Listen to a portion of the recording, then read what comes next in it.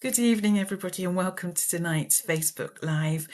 It's lovely to have you with us. And tonight, I just want to remind you that this is a public space, it's not confidential. So anything you talk about tonight will be shared with everyone who's listening. If you have got any questions for us, please do use the chat and we'll get through as many questions as we possibly can. So tonight we're talking about mums and daughters and breast cancer, and I'm absolutely delighted to be joined by Jenni and Lorraine. Hi, welcome to you both. It's lovely to have you with us. Hi. Hi, good evening, everyone. Hi. So we're approaching Mother's Day, so it seemed quite pertinent to talk about mums and breast cancer and consequently mums and daughters. And I know you've both got a very unique story to tell and share with everybody. So, Lorraine, I wonder if we can start with you and maybe you tell us your story on breast cancer. Well, thank you, Vic. Thanks for inviting us, and thank you to everybody who's listening. My journey now is some time ago. I was diagnosed in November 2007. I remember the Saturday morning, having a shower and feeling a lump in my right breast. Poked and prodded it all weekend, and I think I knew exactly what it was, but I was trying to tell myself that it wasn't. Fortunate enough to see the GP on the Monday, and within a week, actually the following Friday, I was seen in the Rapid Access Breast Clinic and told on that day, very sensitively, that I had breast cancer, which turned out to be a grade 3 ductal carcinoma. So this was in November, and I had a lumpectomy, and it was found that the cancer was in the margins. So in December, I went on to have a full right-sided mastectomy and axillary clearance. So that was towards Christmas time. So that was a Christmas with a difference. Remember coming home with drains in, and I remember we actually managed to get out to a hotel for Christmas lunch, and I took my drains with me. When I think about it now, it all sounds a bit crazy, but we sort of like carried on with things as much as possible, even though I'd just had, the mastectomy surgery. So then we turned into the following year, 2008, and I had 6 cycles of chemotherapy, and that was followed by radiotherapy. And then the following year, I had reconstruction of the right breast, and also to round my treatment off, I had almost 10 years of hormonal treatment, and that's my story basically. Oh, yeah. And how old were you, Jenni, when your mum was diagnosed? I was 20.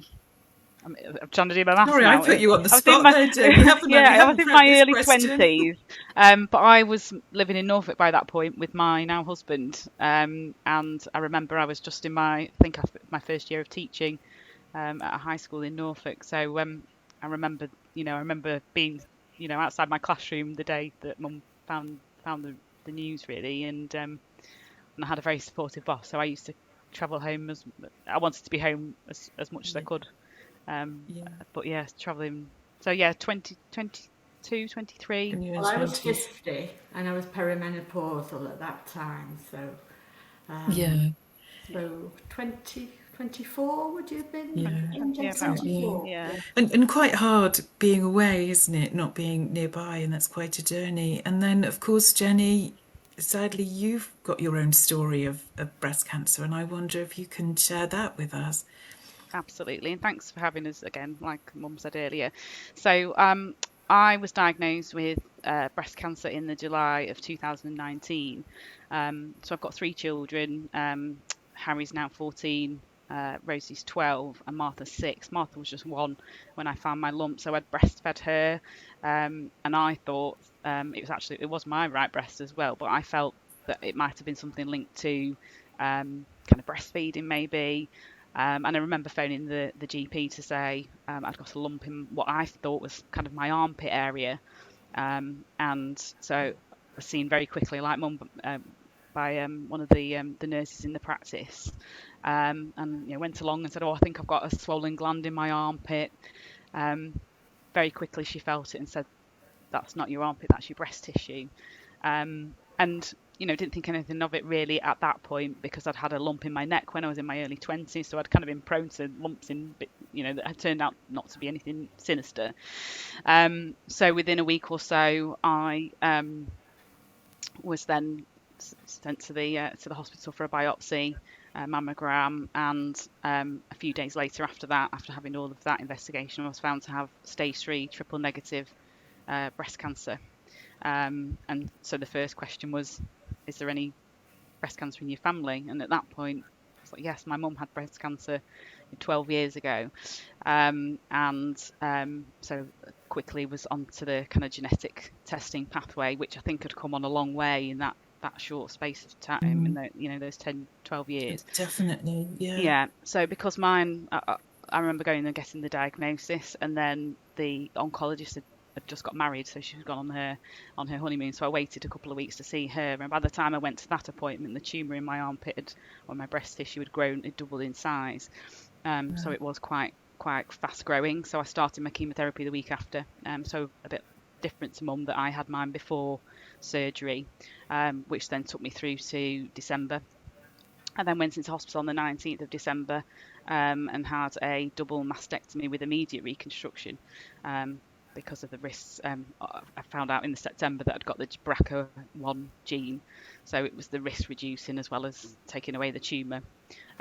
So actually, when they took out the tumour, or the coil they put next to the tumour, they found that there was no evidence of the tumour left. So the chemotherapy, although it was grueling, had done its job, which made that kind of worthwhile that I'd had that treatment. So I went in on the 19th of December, which was Martha's second Christmas, and I remember being devastated at the time that I knew I'd almost certainly be in hospital for Christmas. But actually, the way I kind of had to try and look at it is that I had to take that Christmas if I was going to be here for other Christmases. So and all those people that were involved in that surgery the week before Christmas was just phenomenal. So I actually came home on Boxing Day night. So Christmas, a bit like Mum was saying about that Christmas of her year, it was a very different experience. I think your mum And said Christmas with a difference. Christmas with a difference. So Yeah. yeah, we all had Christmas Christmas dinner in the Norfolk and Norwich. It actually became a joke the year after with my dad when he said, "Which hospital are we going to this year for Christmas dinner?" So that was that was something we joke It's a about. bad dad joke, that, Jenny. Yes, but it lightened the mood, I suppose. Yeah. And then I went on to have, so I had the recovery from the surgery, which was probably about 2 or 3 months, and then we were hit with COVID. And my husband worked at the hospital, so his boss had been really understanding about this awful virus is coming, work from home to support me. But just before I was due to have radiotherapy, he contracted what we think was COVID. So that added a challenge that my then radiotherapy was delayed because I'd been in contact with somebody. So he automatically went into the spare room and isolated from us. So that was a challenge, and a challenge that Mum and Dad were in Manchester, and we were kind of on our own. Although we've got other family members around us, which we had great support from, we did feel really isolated at that point. So throughout April, I had radiotherapy.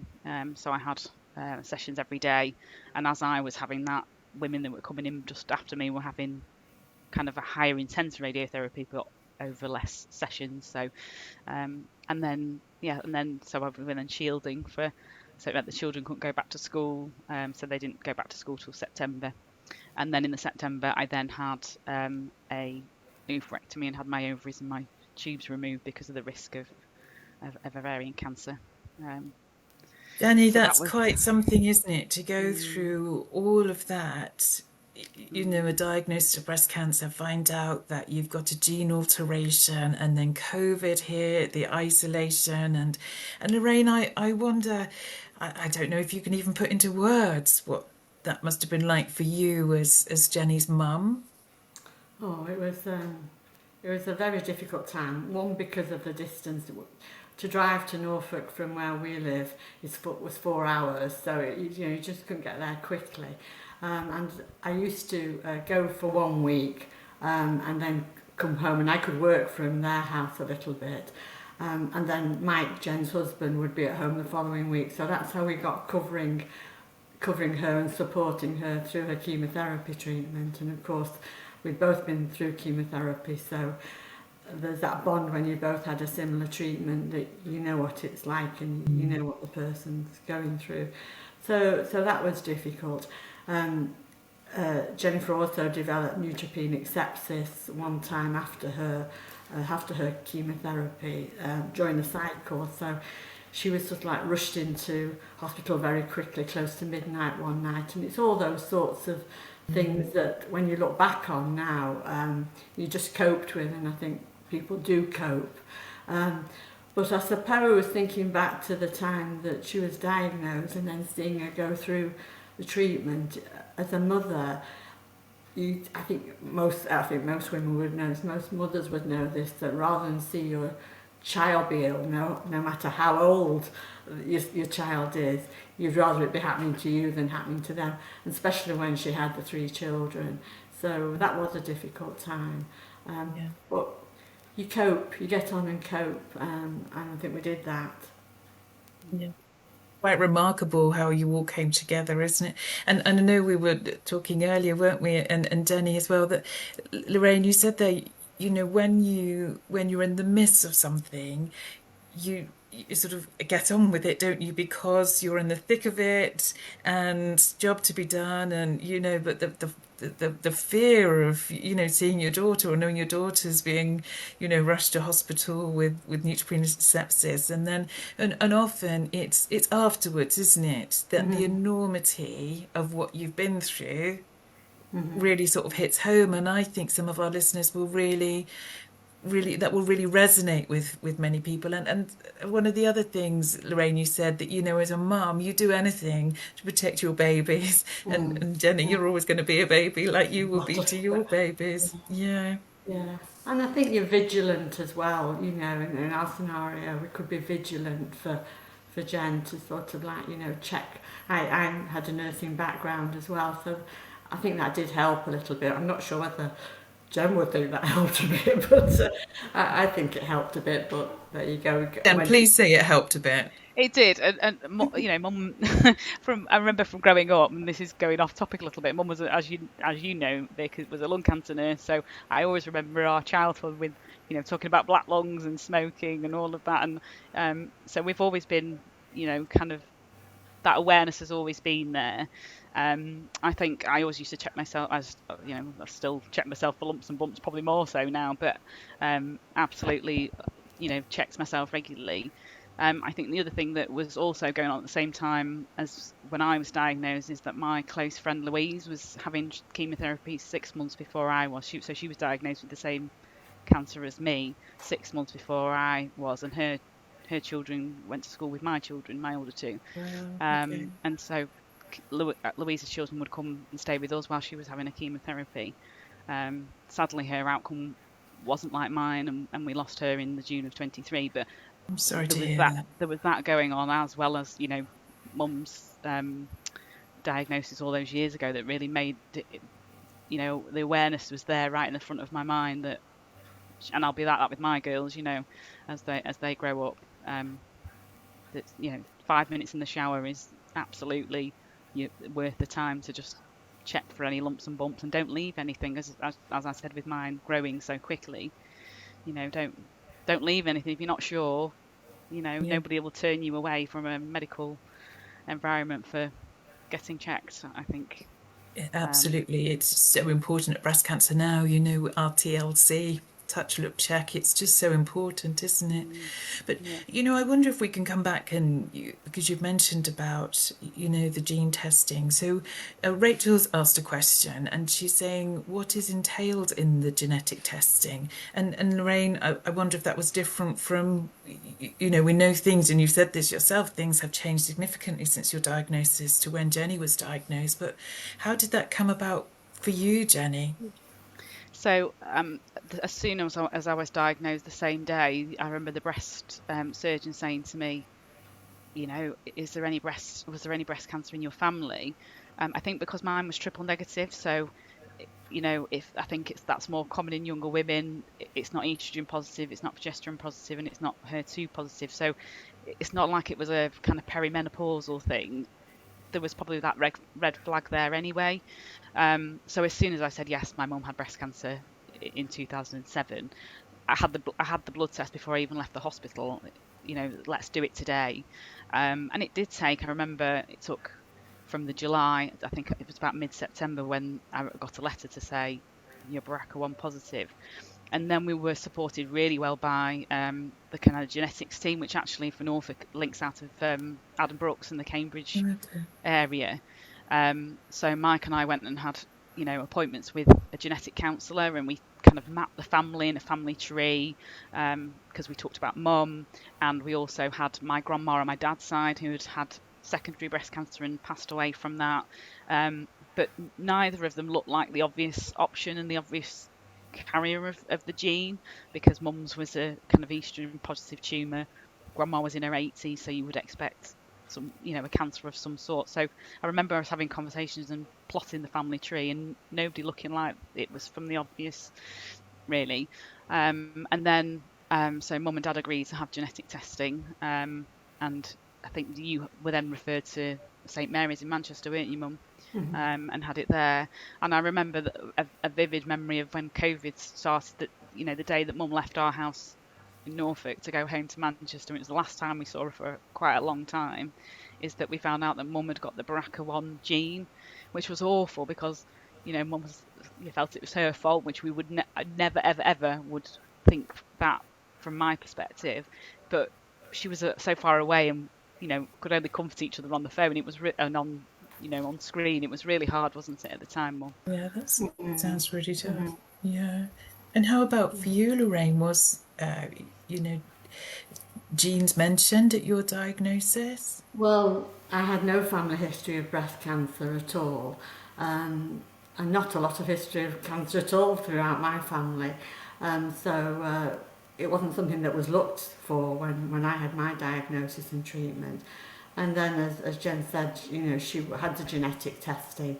And to just answer Rachel's question, it is a very swift service, because as soon as Jennifer was found to have the BRCA1 gene, she was given guidance like anybody else would about how to check for it throughout the family. So we were given letters to take to our GP, and so my GP then could refer me into the Manchester Genetic Service, and that worked really well.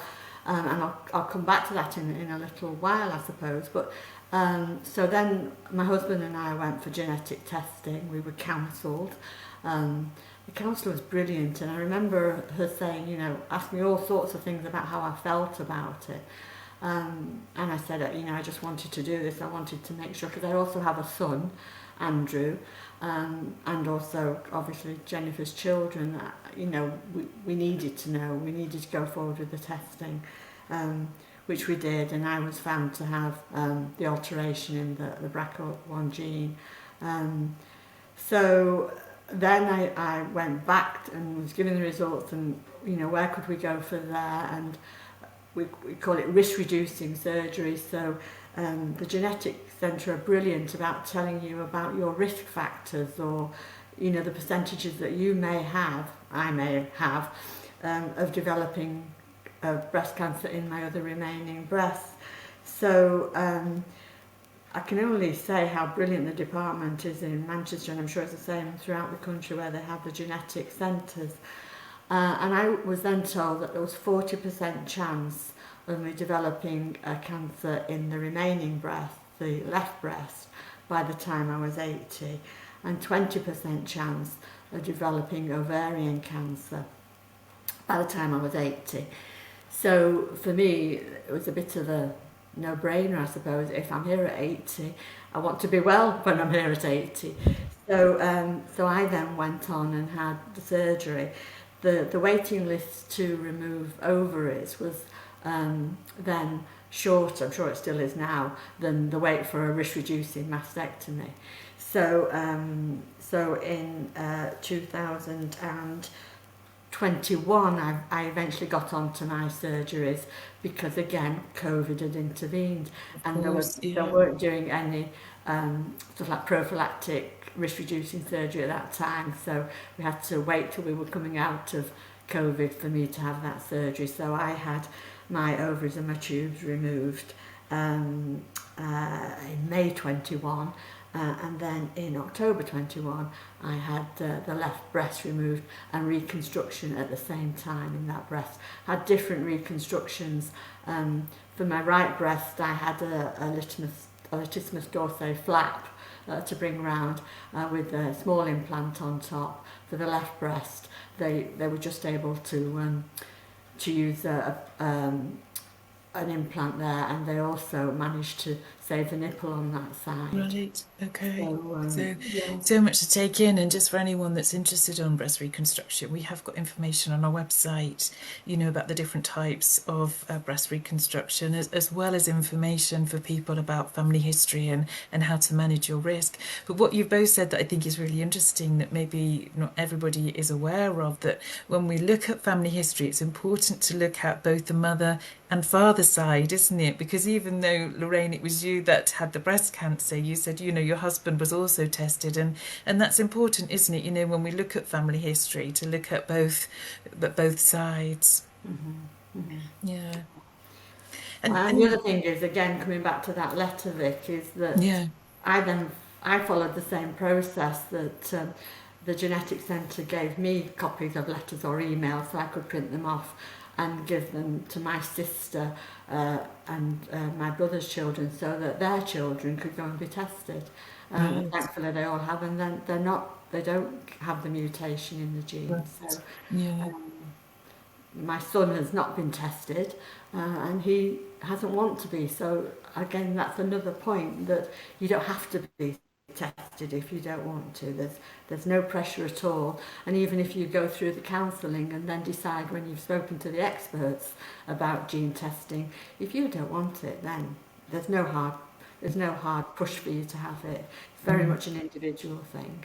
Yeah, and Lorraine, that's such a brilliant point that you make, isn't it? Because we're all different, and some people will think, "Oh, yes, I want the testing," and other people don't. And of course, once you've got that information, you can't take it back, can you? So Yeah. it's very important. And both you and Jenny have said about the genetic counselling that you have, which is so important, isn't it? And it's really good to hear that you had a positive experience with that counselling, in that you were well supported. And I hope that helps other people that may be considering doing the testing. I remember the counsellor saying to me, exploring my thoughts really and my concerns, and I'd said that I was concerned about my, Andrew and Jen and Jen's children and what have you. So it's important to do that. And she said to me, "You're talking about the whole of your family, Lorraine, but you've not mentioned yourself. How do you feel about this?" And as I say, for me, it was just to get on with it. I just wanted to do that. But I do appreciate that for some other people, they may not want to take that pathway. There's no hard sell. But I would advise anybody to go and listen and then make their informed decision about it. Said Lorraine, for you, it was a positive, very supportive experience, which is really good to know. And actually, that brings us a question from Amanda, and Amanda's saying, "Do you have to have surgery if you're found to have the altered gene?" And I just wondered. I think, well, Jenny, you're nodding your head, and I think we say no, because you have to give consent for surgery, don't you? But that ties in very much with what you're saying, Lorraine, isn't it? If you've got that information, what do you then do with it? Jenny, what are your thoughts on that? Yeah, I think you absolutely don't have to have the surgery. I think it's one of those things, about it, and it's your a patient choice, isn't it, whether you have the surgery or not. I know we know people that have had the gene as families, and have all like we have really have kind of made that choice to have the surgery. But I suppose it's how whether you can live with knowing that you've got the gene, and again, awareness is key, isn't it?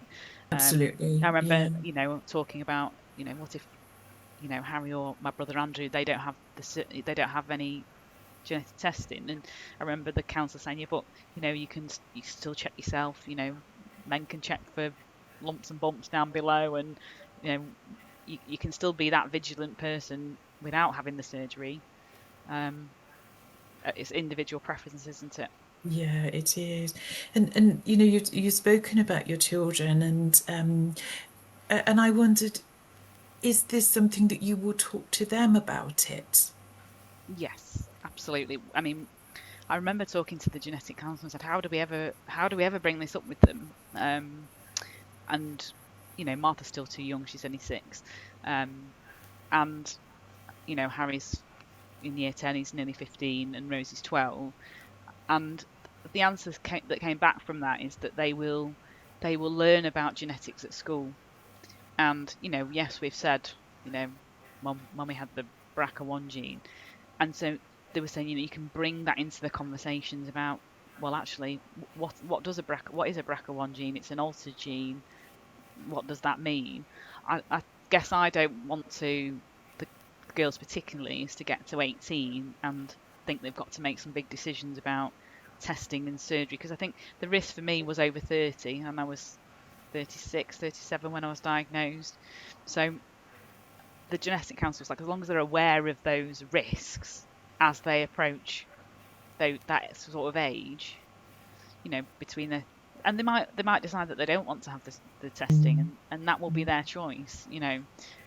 All we can do is have the conversation and Yeah. explain to them And that's what you're why. saying, Jenny, isn't it? What I'm hearing as well is that it's not the right, let's sit round and I've got something very serious to tell you. Yeah. It's about, it sounds as though you've both been very honest with your children and Lorraine's grandchildren about your cancer Mm. diagnosis, so that they have an understanding of what cancer is, and, what genes are. And we're Yeah. finding, more and more children in school are aware of the word cancer, aren't they? And Mm. and Yeah. most people have a story that involves cancer. So to be able to talk about it Yeah. it sounds like a really good thing for your children.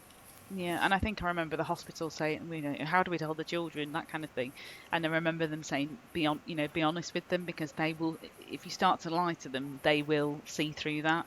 And as I Yeah, mentioned about Louise and her husband Rob at the time, we kind of followed their lead. They were very honest with their girls that actually, honesty is, because they'll find a loophole somewhere and then worry even more. that's I think right. we were Yeah. really lucky at the time that mum lived with us for, like she mentioned earlier, for weeks at a time. Particularly when I had the sepsis, she was with us for almost a month. But the children were really well supported by their primary school at the time, and particularly the head teacher, and had a pastoral um, person as well, Leona, and they absolutely supported them wonderfully. Harry was in quite a tough year. He was kind of year 5 and really worried. They both had the worry monsters, these little zip things they can put kind of Yeah. something in them, and without broaching the conversation, somebody had bought them those. And I remember one day mum was staying, and Harry put something in his to say, I can't do the work and I don't like the teacher. But actually, it wasn't any of that. It was the fact that he was worried about going to school, knowing that I was so unwell from my chemotherapy, and actually thought he was going to come home and find me, I died or something like that. So Yeah. school gave him a diary, and they gave him a chance at lunchtime to give me a ring. So every day he would phone me at 12 o'clock and just say, are you okay? Have you had some lunch? Who's been to visit? What have you got on today? And that was all he needed. It wasn't.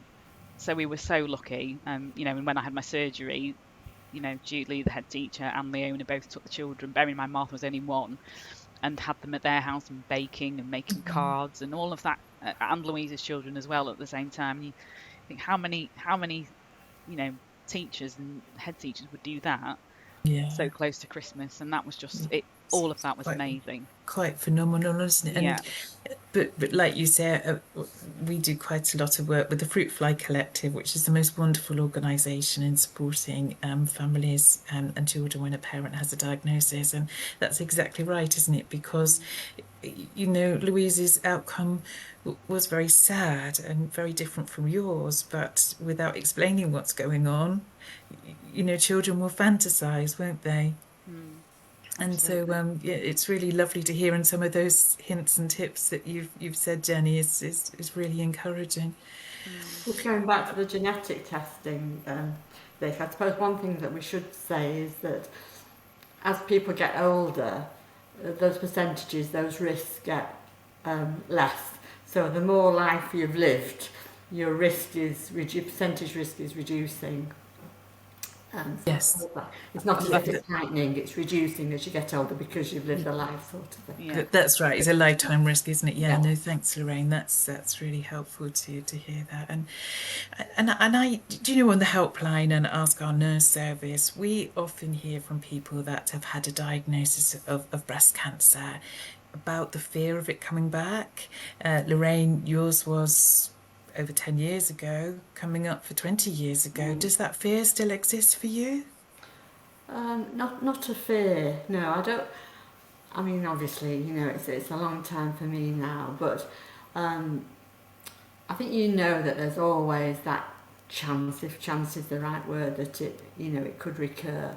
Um, I don't, I don't fear it. It doesn't take over my life. It doesn't stop me from carrying on with everything. But I suppose it's just, it's there. It's at the back of your mind. You just know. And I suppose that's the other thing that Jen was saying about being vigilant. All you can do is look after your own health and be vigilant and try and lead a healthy life, and as much as you can, exercise and diet and everything that leads to that. Yeah. And I know we often say on the helpline, for people that do struggle with that fear, it's about being in control of that fear rather than the fear in control of you, isn't it? And Yeah. a lot of the things you say can be helpful. Yeah. And how about you, Jenny? Yes, I mean, I'm going up for, well, it's 5 years, so I think that that fear is getting less and less. I think every now and again there'll be something, you know, um, some abnormal bleeding or something like that. I had that kind of problem last year, and then they're like, oh, we just need to refer you back to to Mm. gynae, and we need to do this and be extra vigilant, which I get. And I sometimes say to mum, I'll never be rid of this. It's always going to be there in the back of my mind. But actually, I wouldn't not. I'm grateful that the NHS are supporting us and being proactive in supporting at any point. Um, so I think that fear does get easier um, as time goes on. But again, just Understand. just being vigilant is key. Yeah, that's really important, isn't it, to do that? Mm. And Lorraine, you both talked about the support you've had, from your family, and Jenny, your friends, and how you supported Louise. I am right, Louise, is that It is, right? And yeah, her yeah, family, and yeah. so it's amazing, isn't it, the support you can get from friends and family. But Lorraine, did you have support specifically from breast cancer now when you had your diagnosis? Yes, I don't think it was breast cancer now then. No, it would have been something different. We've amalgamated since then. But I certainly did. And I remember there were some trials as well, so, they were sort of like lifestyle trials, if I remember, rather than drug trials.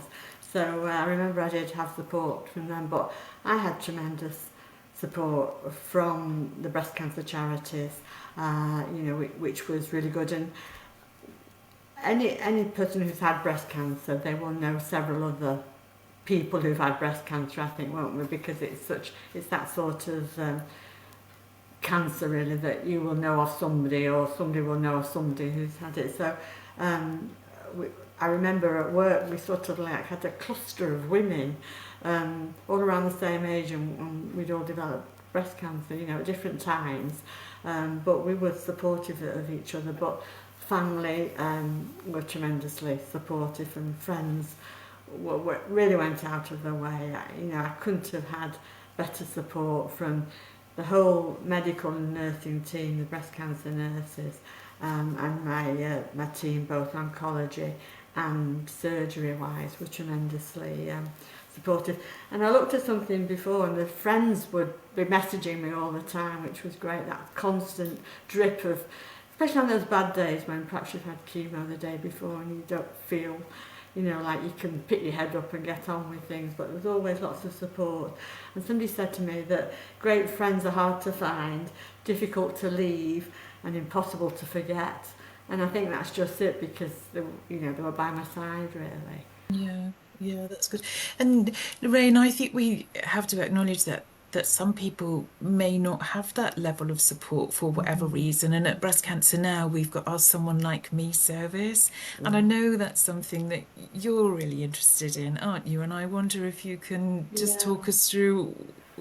Well, I've just embarked on someone like me. Last year, in springtime last year, Jen and I were featured in the Vita article, Breast Cancer Now quarterly magazine, isn't it? And when we were being interviewed for that and having some photographs, the team was mentioned about, and online Breast Cancer Now mentioned about someone like me. So I hadn't done anything, and then just a few months ago I thought, well, yeah, I'll just think about this, because there are people who haven't had the support I've had, or even if you have got tremendous support, you might not want to speak to those close to you, because you might feel that you're hurting them, or you're leaning on them too much. I'm sure that won't be the case, but every scenario is different, isn't it? And all our families are different, and our support services are different. So I've just embarked on that, and had an interview this week to see whether I'm suitable. They don't let anybody just turn up and do it. Or they do not, Lorraine, they do not. You have to really fulfil the criteria. So I had a formal online interview yesterday with two lovely people who were very kind to me, and I'm retired now. I've been retired for 3 years, so I feel I can give a bit of time. They won't be asking me to do too much if I'm chosen, I know that, but I can give something back. And I think it's important to say, I mean, the people who are listening to and watching us today, is I'm talking about treatment, as you said, 20 years ago, which has changed dramatically now. So probably I wouldn't be the person for somebody who wants to know about treatment to talk to now. But say somebody like the earlier question, if somebody wanted to know about genetic testing and how that was for me, then I'd probably be able to just fill that niche. And when you've been through an experience, a likewise experience, you create a bond. So I might just be able to help by listening or answering the questions of somebody who's in that situation. That's right, Lorraine. And I know that Someone Like Me team, have a whole range of volunteers, and they're so valued and appreciated. But for you as a mum, being able to talk to another mum, that's something that Someone Like Me team can offer. So, Lorraine, I do wish you all the best for that. And yeah, hopefully we'll see you on board the Someone Like Me team. But Jenny, you were young when you were diagnosed. You were 36, is that right? Yes. Yeah, and I just wondered at that time, did you use any of our services here at Breast Cancer Now specifically for younger women? Yes, I think I went to some of the online, particularly through COVID. I went to some of the online workshops for younger women. I also had all the, you know, material from the hospital, which was the booklets and all of those informative things as well. I remember particularly about, you know, reconstruction booklets and that kind of thing, so I could see the differences in the types of reconstruction, so I could make some decisions. Um, so yes, I absolutely used all of those things, which Oh, were very that's good. And, helpful. Yeah. and just for anyone who's listening, that's a younger woman's at Breast Cancer Now. A younger woman is 45 and under. We have our Younger Women Together events as well. Jenny, they weren't around. They weren't able No. to go ahead because of COVID, but we're back up and running with all those now. So if there is anyone listening who's a younger woman with breast cancer, you please do look on our website, and it's another form of support, isn't it? Because I wonder, Jenny, well, you had Louise and you had your mum, but many younger women actually say how isolating it can feel to have a diagnosis of breast cancer at a young age. So Mm. it's good to know that there is support out there. And I've got to say, it's just so wonderful having you both here tonight and, telling your story and sharing your story, and you're both looking so well. And I just want to say just a huge thank you to you both. It really has been a privilege and an honour to have you with us and share our Facebook Live tonight. So thank you. And I just want to say to anyone else, if you have any questions that you'd or needs of support, our helpline is open Monday to Friday, 9 till 4, and on a Saturday, 9 till 1. And we've also got our Ask Our Nurse service.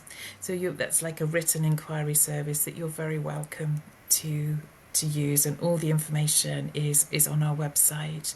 There is also a short questionnaire or survey that's on your screens about tonight, and if there's any other topics you'd like us to cover, then please do get in contact with us. But it's time for us to go now, ladies. Time to put your feet up. And I just want to say thank you so much to Mum Lorraine and daughter Jenni for sharing your experiences. We really appreciate it. Thank you. Good night, everyone. Thanks, Vic. Thank you. Bye, everyone. Bye-bye.